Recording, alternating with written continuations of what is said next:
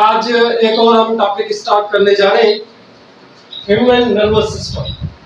इंसान की बॉडी के अंदर जो ब्रेन एंड स्पाइनल कार्ड है और दूसरे भी जो पेरिफेरल नर्वस सिस्टम से रिलेटेड है वो चीजें, उसके बारे में आज हम डिटेल में पढ़ेंगे।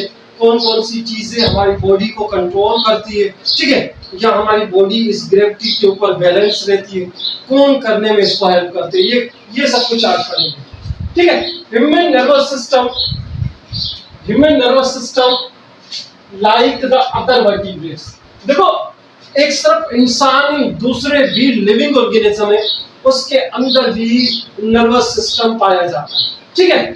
जैसे वो सेंट्रलाइज्ड सिस्टम है। सेंट्रलाइज्ड सिस्टम क्यों कहते हैं? क्योंकि वो हमारी बॉडी को कंट्रोल करने में हेल्प करता है। जैसे सेल के अंदर न्यूक्लियस जो होता है वो पूरी सेल की एक्टिविटी को कंट्रोल करता है, ऐसे हमारे पास जो नर्वस सिस्टम है ये हमारी पूरी बॉडी की एक्टिविटी को कंट्रोल करता है। और इसको हम कहते हैं centralised type of nervous system है, या हम कहेंगे CNS। ये कॉम्प्लिकेटेड टाइप है, ठीक है, बहुत कॉम्प्लिकेटेड, यानी कि पेचीदा है, ठीक है। अब इसका काम क्या है? किसी भी स्टिमुलस को हमारी बॉडी से बाहर या बॉडी के अंदर उनको ऑर्गन से निकलने वाला जो स्टिमुलस है वो सेंट्रल नर्वस सिस्टम तक पहुंचता है, यानी कि CNS। उसको इंटीग्रेट किया जाता है या एनालाइज, समझा जाता है, पढ़ा जाता है उसको प्रॉपर तरीके से। पढ़ने के बाद उसके बारे में एक कमेंट्स बनाई जाती है, कमांड्स देते हैं उस इंफॉर्मेशंस जो हमारे पास हमारे पास जो स्टिमुलस है उसके बारे में हम रिस्पांस देते हैं कि कौन सी चीज चेंज हो रही है, कौन सी चीज कम हो रही है, कौन सी कम ज्यादा चीजें हो रही है। तो उसको कंट्रोल करने में हमारा सेंट्रल नर्वस सिस्टम बड़ा इंपॉर्टेंट रोल अदा करता है। Centralised nervous system consist of two major division. एक हमारे पास है सेंट्रल नर्वस सिस्टम, दूसरा है पेरिफेरल नर्वस सिस्टम। अब देखो, सेंट्रल नर्वस सिस्टम के अंदर दो चीजें आ जाती, ब्रेन और स्पाइनल कार्ड आ जाता है, और पेरिफेरल नर्वस सिस्टम ब्रेन और स्पाइनल कार्ड के अलावा हमारी बॉडी के अंदर जितनी भी नसें होती हैं, केबल्स की फॉर्म में, वो पेरिफेरल नर्वस सिस्टम। हमें सेंट्रल नर्वस सिस्टम पढ़ने के बाद हम पेरिफेरल नर्वस सिस्टम पढ़ेंगे। अब देखो, सेंट्रल नर्वस सिस्टम एक मेजर कमांड्स देता है किसी भी ह्यूमन बीइंग को या किसी भी लिविंग ऑर्गेनिज्म की बॉडी के अंदर जिसके अंदर नर्वस सिस्टम प्रेजेंट होता है। ये किस्म का कंट्रोल सेंटर है, किसी भी स्टिमुलस को डिसीजन या रेस्पॉन्स देने में बड़ा इंपॉर्टेंट रोल अदा करता रहता है, ठीक है। उसके बाद हम और ये made by the convenient effector organ, और उस इफेक्टर ऑर्गन को हुक्म देता है, वो इफेक्टर ऑर्गन क्या करता है, उस स्टिमुलस के ऊपर जाके रेस्पॉन्स करता है। जैसे सेंट्रल नर्वस सिस्टम है, इसके दो मेन है, एक हमारे पास है ब्रेन, दूसरा है स्पाइनल कार्ड। पहले हम ब्रेन को पढ़ेंगे, नेक्स्ट लेक्चर के अंदर स्पाइनल कार्ड के बारे में पढ़ेंगे। ब्रेन एक कमांड सेंटर है हमारी बॉडी का, जो डिफरेंट टाइप की चीजों को कमांड्स देता रहता है, उनको रिसीव करता रहता है, उन स्टिमुलस को रिसीव करके उनको कमांड्स, उनको हुक्म देता रहता है। अब ये दिमाग जो है, ब्रेन है, ये 3 प्रोटेक्टिव मेम्ब्रेन से कवर है, जिसको मेनिंग्स कहते हैं। वो हमारे पास ड्यूरा मेट्रा है, एंथ्राइड्स है और पाइमेट्रा है, और इसके ऊपर भी एक हार्ड कवरिंग होती है जिसको हम बोन कहते हैं, उस बोन को हम स्कल कहते हैं, ठीक है। ये हार्ड कवरिंग कैल्शियम कार्बोनेट की बनी होती है। ये 3 मेम्ब्रेन है, और जिस कैविटी के अंदर पाया जाता है उसके अंदर फ्लूइड होता है, वर्टिकल फ्लूइड्स होता है। उस फ्लूइड को हम सेरिब्रो स्पाइनल फ्लूइड कहते हैं। इस स्पाइनल फ्लूइड का काम है एक तो प्रोटेक्शन करना और कशन करना, यानी कि दबाव से बचाना। इंसान कोई चीज अपने सर के ऊपर रखता है तो ये दबाव से, ये फ्लूइड दबाव ब्रेन के ऊपर बचाती रहती है, प्रिवेंट करती रहती है, ठीक है, टू द ब्रेन। और हमारा बोन लाइक एक स्ट्रक्चर होता है जिसको हम स्कल कहते हैं। ये स्कल भी एक आउटर प्रोटेक्शन करने में बड़ा इंपॉर्टेंट रोल अदा करता है, ये भी प्रोटेक्शन करने में बड़ा इंपॉर्टेंट रोल अदा करता है। अब कुछ इसकी पार्ट्स के बारे में पढ़ेंगे। इसके 3 मेन पार्ट्स है, ये चीज याद रखना। एक हमारे पास फोर ब्रेन है, दूसरा हमारे पास मिड ब्रेन है, और तीसरा हाइंड ब्रेन। ये 3 मेन पार्ट अब उसके भी सब पार्ट्स है, जैसे फोर ब्रेन के सेरिब्रम है, हाइपोकैम्पस है, अमिगडाला है, थैलेमस है, हाइपोथैलेमस है, ठीक है। जैसे मिड ब्रेन के कोई पार्ट्स नहीं होते हैं, हाइंड ब्रेन के सेरिब्रम है और पोन्स है और प्लस में मेडुला ऑब्लिंगेटा है, ठीक है। अब वन बाय वन इन पूरे पार्ट्स को हम सब पार्ट्स को ब्रेन के अंदर इनका क्या क्या काम होता है इनको हम वन बाय वन पढ़ेंगे। जैसे सेरिब्रम है, सेरिब्रम ब्रेन के अंदर सबसे लार्जेस्ट पार्ट है। ये चीज याद रखना कि ब्रेन के अंदर जो सबसे बड़ा पार्ट है वो क्या कौन सा है, सेरिब्रम है।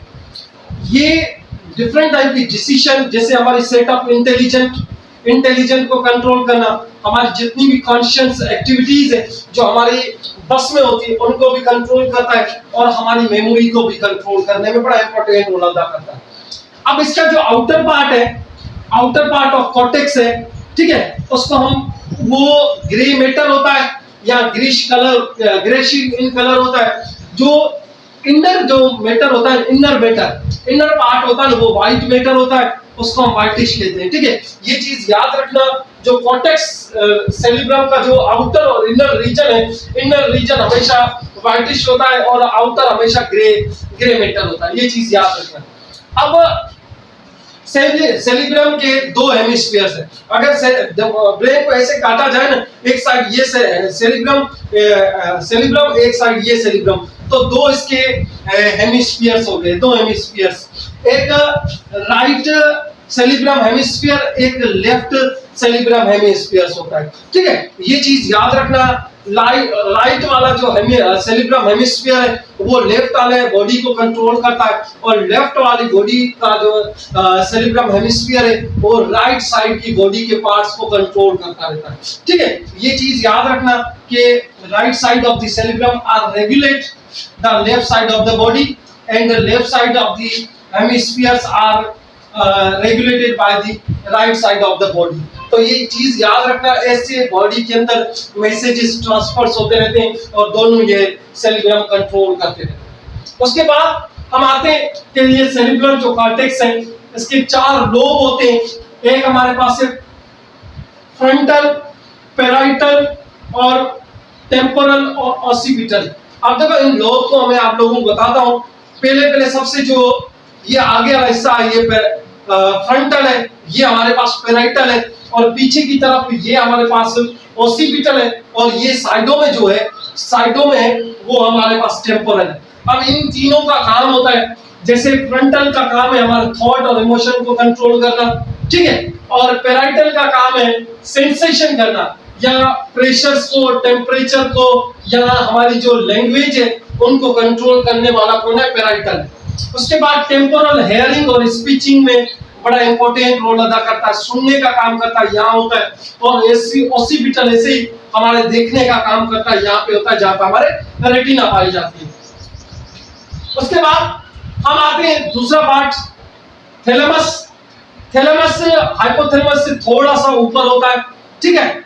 ये किसी भी स्टिमुलस है उसको गाइड करता है, गाइड करने के बाद वो कॉर्टेक्स की तरफ मूव करता है। एक पर्टिकुलर स्टिमुलस को कहाँ जाना है वो सब कुछ गाइड कौन करता है, ये करता है, ठीक है। और ये एक और भी है कि ये एक